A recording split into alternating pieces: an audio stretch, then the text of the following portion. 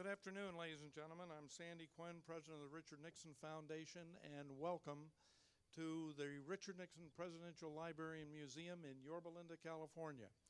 I'm going to ask you to stand because the next flyover is the Missing Man flyover. So please stand.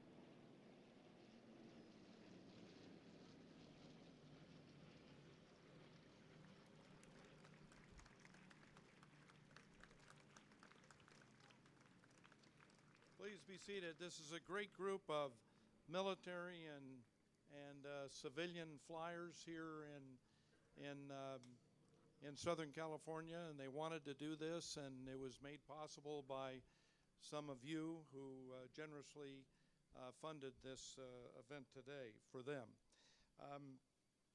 I want to thank the Marine Band here, led by the director of the 1st Marine Division Band, Chief Warrant Officer Ed Hayes from Camp Pendleton.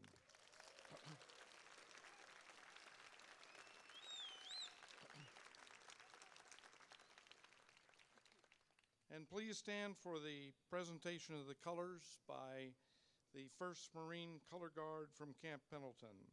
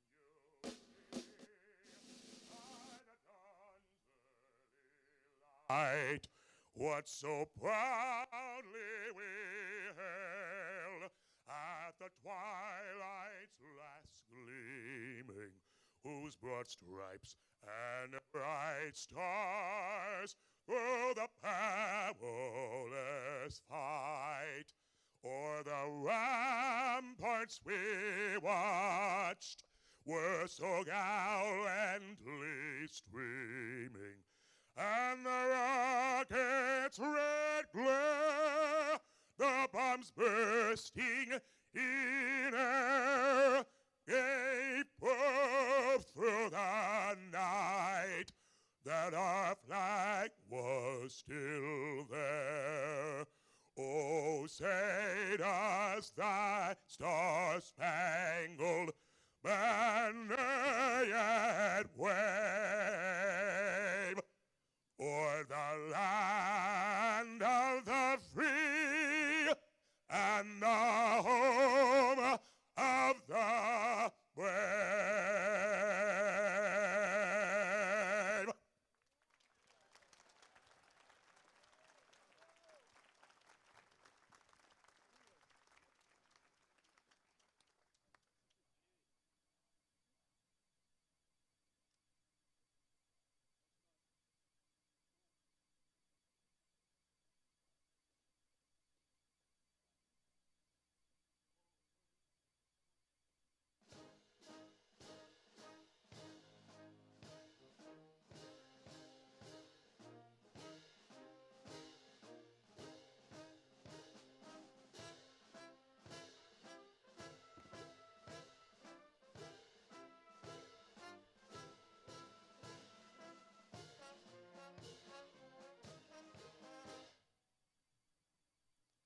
and gentlemen, please be seated and please join me in thanking Robbie Britt.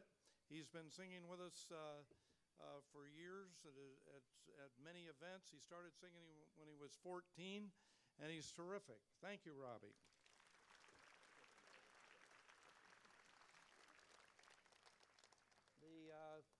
The 1st Dental Battalion Marines were up here serving as our kind of side boys today, so we thank them as well.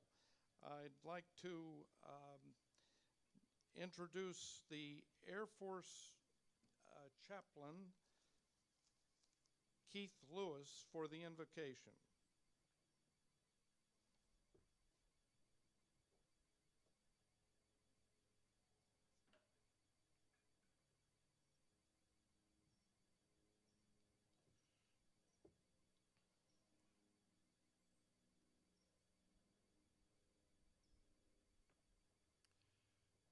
After that flyby, I'm happy to say 3's in. Let us pray. Almighty God, our Heavenly Father, we give you so many thanks and blessings for many things in our lives. For the return, for those who didn't, for our families who put up with us. And especially today when we're treated so well by so many people, when those who came home before us were treated so badly. We come here today to ask your presence, O Lord, your presence among us as we celebrate this grand occasion. We invoke you, O God, to be with us today and always. Bless us, O God. Amen.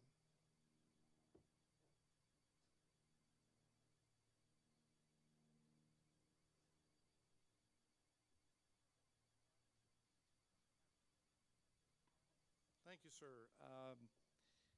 I want to introduce some special guests today. All of you are special, but I want to introduce some family members, starting with the President's younger brother, Ed Nixon. Ed. The President's grandson and his bride, Christopher Nixon Cox and Andrea. The Chairman of the Board of the Richard Nixon Foundation, Ron Walker. Marine Military Aide to President Nixon, Colonel Jack Brennan. You know Commander Everett Alvarez, but he's on our board of directors too, so I want you to acknowledge that. Everett Alvarez. Lieutenant Colonel Tom Hampton, who is head of the POW organization and who we worked with so closely to make this happen. I'm going to ask all of them to join in a wreath laying in honor of the 37th President, who was born in the house behind me in 1913 when this was all a modest farm, and that house was built by his father, and he was buried right over behind me in a memorial site where Mrs. Nixon is buried too. So there isn't enough room for all of you over there, so we're going to do a symbolic wreath laying right here, led by Lieutenant Colonel Tom Hampton. So if I could ask Tom to step forth, and those supporting him in the wreath laying, please stand.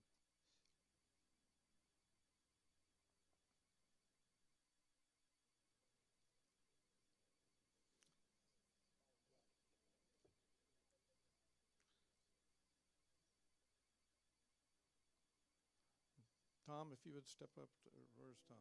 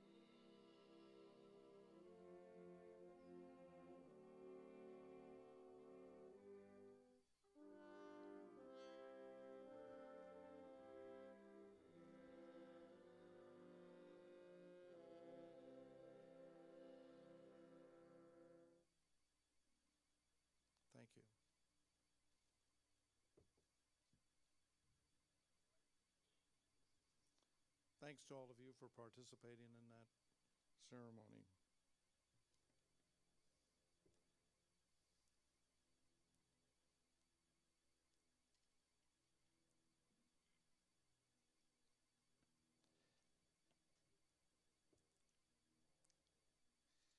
I'd like to introduce the retired Air Force Lieutenant General Richard Newton.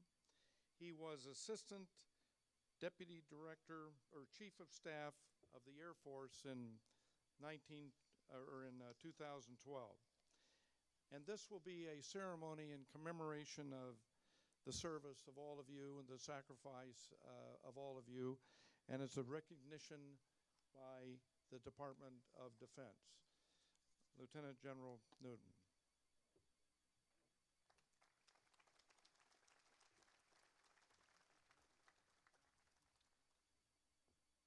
Well, good afternoon, everyone. Boy, what a beautiful day, and it's a great day to be out of Washington, D.C., I can tell you that firsthand.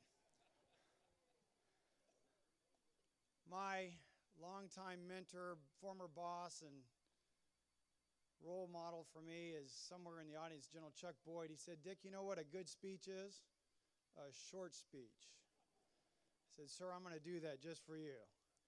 But again, it's truly an honor and a privilege to be here with you all this afternoon. And certainly on behalf of the Secretary of Defense, Secretary Hagel, and really millions of Americans who are now serving in uniform throughout our nation, truly it is, as I mentioned, an honor for me to be here and to simply stand before you as someone, frankly, who's in awe of your service and your commitment, not only of those who served in Vietnam, but certainly the loved ones, the wives and the kids who served along, particularly waiting for you all to come home.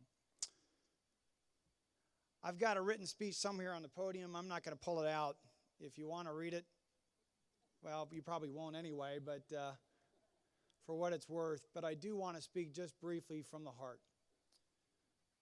I want to give a perspective, perhaps, of now having just left active duty, uniform, wearing that for 34 years. I recall back when I was an Air Force kid. My dad went to West Point, flew in Korea, served in Vietnam. He came home.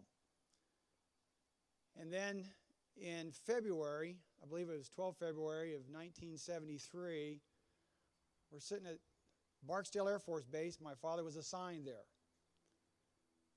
That was a B-52 base. It's a B-52 base today as well.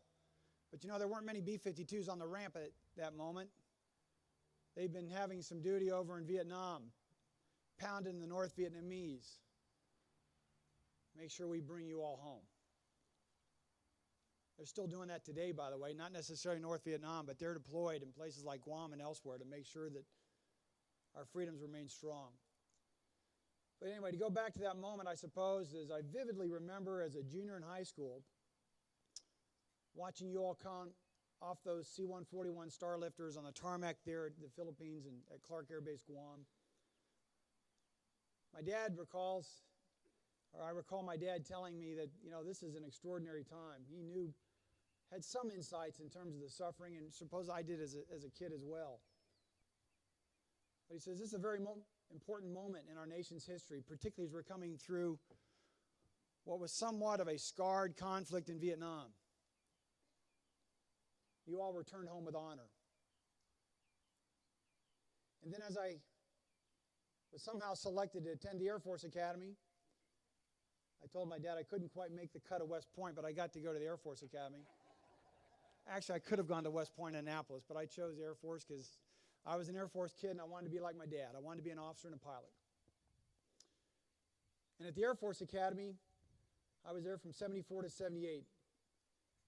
I got to know firsthand and somewhat, perhaps indirectly, Pollard, Stutz, Reynolds. I was in Lance Peter Syjon's dorm. I was at the dedication when his family was there to dedicate the dorm that I spent 3 years of my life in. I still remain close with the family today. Unfortunately, Captain Syjon didn't come home as several of your fellow POWs didn't make it home either. But those men, and there were others also, who were touching the lives of the cadets on the Terrazzo at the Air Force Academy, but also you had Alvarez, Stockdale, Denton, McCain at Annapolis. And they were celebrating also at West Point. See, back then, you were having an impact on a future generation of U.S. military leaders. John Reynolds had an impact on me. He gave me a B in History 371 that I will... Sir, we still need to talk about that. He was tough as nails as a professor. But he taught me a lot about serving, commitment, how to dedicate one's life to a greater cause than your own. And so you're already beginning to touch the lives of thousands of Americans back then as well. You know, so many words I conjure up in my mind of when I think about you all. I think about service. I think about certainly dedication, heroism, excellence. I'm sure there was many, many memories that you just soon forget, and I'm sure you try to relish in the great memories that you have now, as witnessed by this 40th reunion here at the Nixon Library. One word I would like to borrow from, again, my lifelong friend, my mentor, my role model, my former boss, Chuck Boyd. That word's commitment. You all were committed. You all were committed to things around you, I'm sure, in terms of the struggles that you were going through to support one another. You were committed to your fellow prisoner. You're also committed to family. Hopefully praying, relying on the fact that your families were going through perhaps some semblance of a hell with you, but certainly in a different environment. You were committed to them. But you're also committed to the principles that make this nation free. And it's those same principles, it's that same commitment that you have passed on to today's generation of soldiers and sailors and Marine and Airmen, and our Coast Guardsmen as well. Having just retired from active duty from the United States Air Force, I can tell you firsthand that we all can be justifiably proud of their service. But you need to know that even to this day, you're still carrying them on your shoulders. For tonight, perhaps in some godforsaken place in Afghanistan, maybe in Kandahar, south of Kandahar, perhaps there's a young soldier, a young Marine, taking a team into a dark room. They've got a mission. They may have to find, fix, target, track, whatever the case may be, but they're just as committed to get the job done and to bring them home safe and sound. But it's part of a joint team. They've got special operators, they've got air and space capabilities, maybe they got some F-15E Strike Eagles flying close air support overhead, or perhaps a remotely piloted aircraft, or F-18s. They're supported by an exquisite capabilities in space and cyberspace, but it's a joint team. And so my message to you also this afternoon is you can indeed be justifiably proud of these fine young Americans, all volunteers. And oh, by the way, your sons and your daughters and your grandsons and your grandkids. God bless them. But they know they've got their back covered because of the service and the dedication and the commitment that you made. Let me begin to close by also to let you know how grateful the American people are. Just as this junior in high school was in awe, frankly, back in Bossier City, Louisiana in 1973, and through my exploits at the Air Force Academy and through 34 years of service. I've been blessed. We've been blessed by your service. We've been blessed by your dedication, your heroism. I believe as the chapters of this great nation are being produced for future generations, your chapter, having been deeply engraved in blood, sweat, and tears, is one that future generations will be able to relish, I believe, for the future of this nation. They're going to look back on your service in Vietnam, be it in the jungles of Laos, cages in Vietnam, Son Tay, Hanoi Hilton, wherever that journey took you. They're also going to be in awe of your loved ones who stayed behind, who were with you all the way, praying and hoping that you would come home safe and sound. But we will remain a grateful nation. We will remain a better nation because of your service, because of your commitment to return home with honor. God bless you.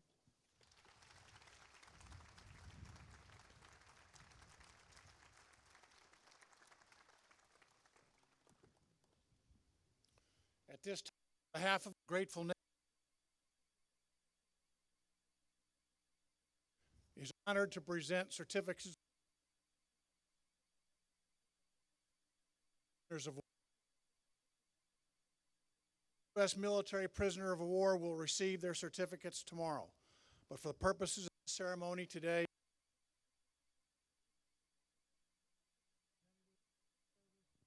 formally receive the certificates on behalf of all the former U.S. military prisoners of war. Additionally, each former prisoner of war will receive a specially designed lapel pin that identifies them as a former U.S. military prisoner of war. The certificate of honor reads as follows. On behalf of the grateful nation, the Department of Defense, we honor you. We honor your patriotic service and the significant sacrifices made by you and your family for the cause of freedom and democracy during the Vietnam War. Thank you for being an enduring inspiration, an example of duty, valor, honor, and dignity for the citizens of the United States of America. Our nation is forever indebted to you and extends its deepest respect and admiration. Done this day, 2013, signed by the Secretary of Defense and the Chairman of the Joint Chiefs. Representing the United States Navy, Alvarez, United States Navy, retired.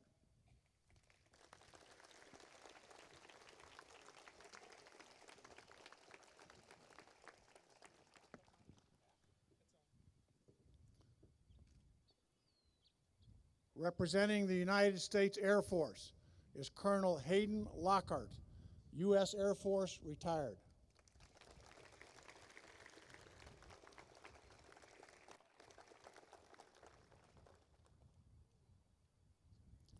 Representing the United States Army is Sergeant Major Cordine McMurray, U.S. Army, retired.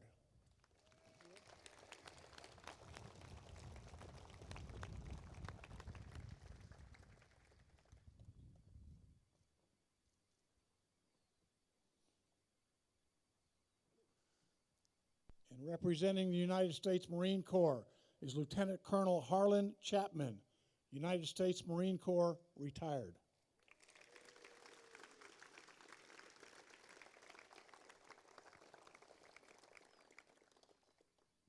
In addition to recognizing the former U.S. military prisoners of war, the United States of America Vietnam War Commemoration is honored to present certificates of honor to the widows of former U.S. military prisoners of war. They will receive their certificates tomorrow, but once again, for the purpose of the ceremony today, the NAM POW organization has selected a representative to formally receive the certificate of honor and her husband's pin on behalf of all the widows and families whose loved one died in captivity or subsequent to their return to the United States. The certificate of honor reads as follows. On behalf of a grateful nation, the Department of Defense, we are proud to recognize and honor you and your spouse's service and sacrifice in the name of freedom and democracy during the Vietnam War. Our nation is forever indebted to you. Done this 23rd day of May 2013, signed by the Director of the United States of America Commemoration, Mick Kicklighter, Lieutenant General, United States Army, retired. Representing the widows and families is Mrs. Suzanne Purcell, the widow of Colonel Percy Purcell, United States Air Force.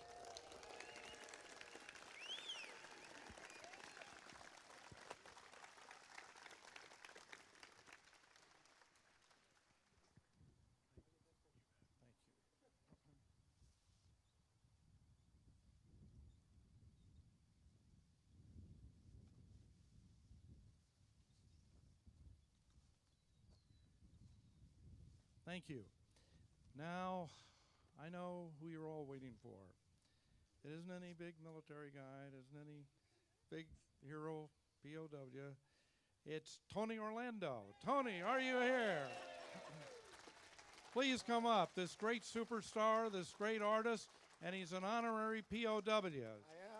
Tony, welcome. Thank you Thank so you much. for coming. Thank you. Yes, sir. Thank you. First of all, let me just share a couple things.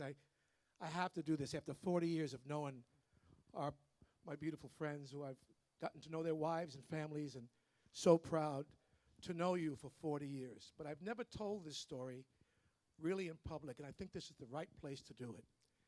I got a phone call from Bob Hope, who I had never met, 1973. And the phone call went something like this. Hi, this is Bob Yellow Ribbon Hope. I want to know if you'll come down to Dallas, Texas, and perform our POWs who are returning home from Vietnam, Tony. That little song that you recorded, what the heck's the name again? Oh, yeah, Tie a Yellow Ribbon. That opening line of that song is their mothers' and wives' prayers. I'm coming home. I've done my time. I had no idea. First of all, the man had such foresight because the song was only like 40 with a bullet. It wasn't even a hit record yet to speak of, but Bob knew. He said he wanted me to open the show. I said, well, Mr. Hope, 70,000 people won't even know this song. It's not that big. Trust me, they'll know the song. He had that song played in Dallas 24/7 for a week before you guys got there. That's the God's honest truth. So now I come into town and I get up on stage and I start to sing this song. 70,000 people are there, and your eyes are not even adjusted to daylight yet. I could tell you were all in a daze. Imagine coming from where you just came from and having 70,000 people cheer you, and Bob Hope welcoming you home, and America so proud of you and giving you the welcome that many of our Vietnam vets were not getting. And God bless them. They get it today because this country has learned its lesson. And the reason they've learned their lesson is because of the example I think the non-POWs have shown. Every time I see a soldier come back from Iraq, Afghanistan, I see 4 or 5 Vietnam veterans standing there to welcome them home, to make sure that they're welcome back. So from that day on, now the song becomes a hit. Now I think to myself, what can I do to make this worthy of these great men who changed my life? Stephen Long, Tom, we spent time in New York together shortly after that at the Copacabana, where I got them drunk on champagne. And we had a ball. We had a good time. I said, what can I do? So for 40 years from that day, that's 40 years ago that I met all of you, I've tried my best without fanfare and without publicity, because I don't like that. I don't want anybody to think that this is a publicity act. Just the same dignity and grace that you have. I tried to go out and serve my country by serving our military. And I think that somewhere in the multi-millions we've raised because of that little song, and because you've allowed me to be an honorary POW.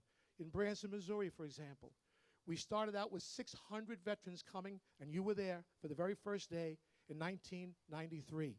Since that 600 showed up in Branson, Missouri, we've had 175,000 veterans come last year in our 20th year. So,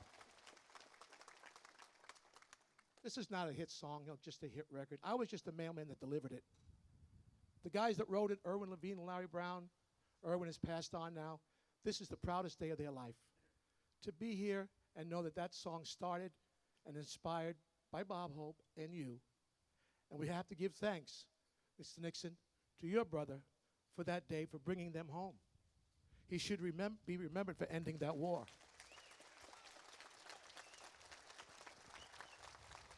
So I would like to make a contribution to this incredible library. I got a gold record for that song. And because that song was responsible for meeting my non-POW friends who I love they know I love them, and they've shown great love for me, as you saw today. I'm going to dedicate that gold record to the library, because without the president, the song would have never happened, the relationship would have never happened, and we would not be able to embrace these wonderful men here today. So thank you, Mr. Nixon.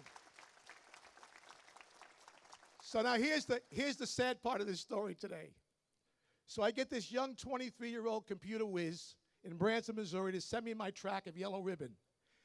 Instead, he sent a track of Beauty and the Beat by Justin Bieber. So I'm left to do something. I had a horror thought of it, but I'm going to do it anyway. You and I are going to sing this a cappella. And if you guys don't know the word, Tom, or you, Everett, we're in trouble, okay? So even if you know the words, tie yellow ribbon, sing them loudly and clearly, it would honor my mother in heaven, who just passed away this last February. So, ladies and gentlemen, clear your throats. Oh, and one more thing. I have from the Franklin Men, I'm the vice chairman now of a company called the Franklin Men. We all know what they do. 50 years of integrity. They made up a beautiful gift for the POWs, 8 of which are here today. The rest will be sent to your homes. It is a coin of our founding fathers with the Constitution inside, because after all, that is what every military man and woman fight for, to preserve our Constitution and what our forefathers have given us. So you will have that to take home with you. Thank you, Tom. And I got my coin for this reunion. Thank you. So, ready?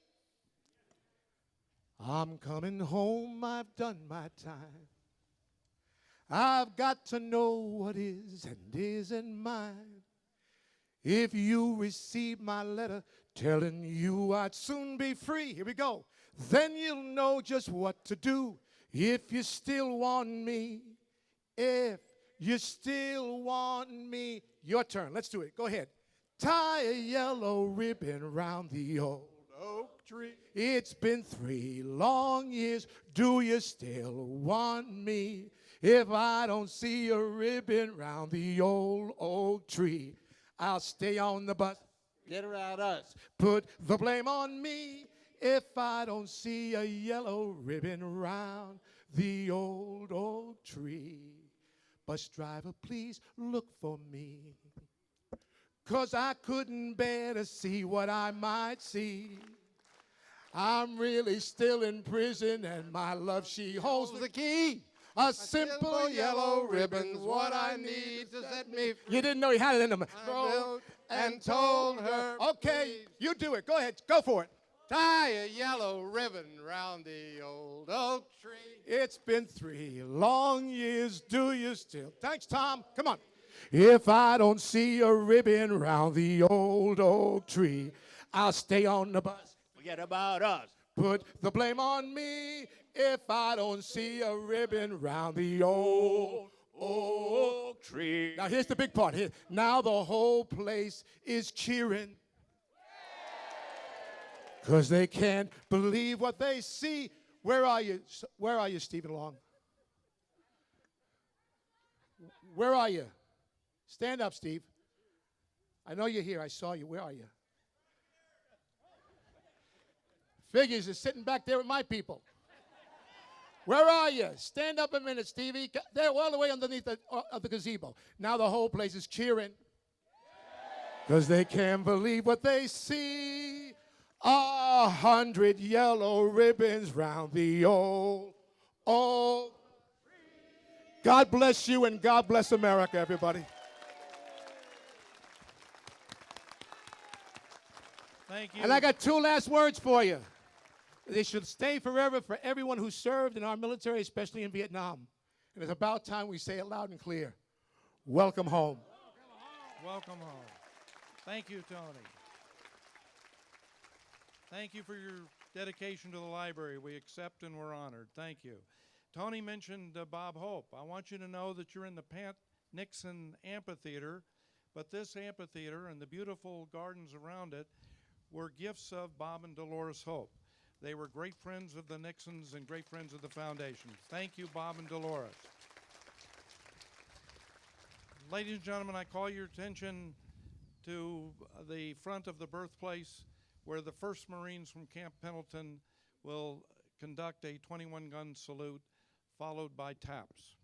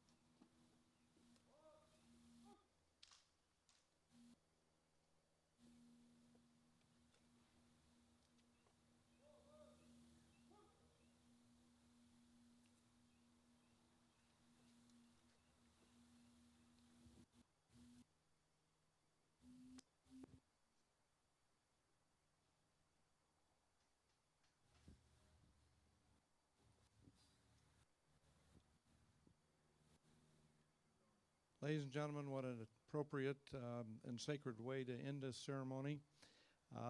You are now invited to join in a barbecue, a celebratory barbecue, which is out in the parking lot. So I direct your attention to go towards the East Room and around the rear of it, and we'll take you out to the barbecue atmosphere. Thank you all for coming.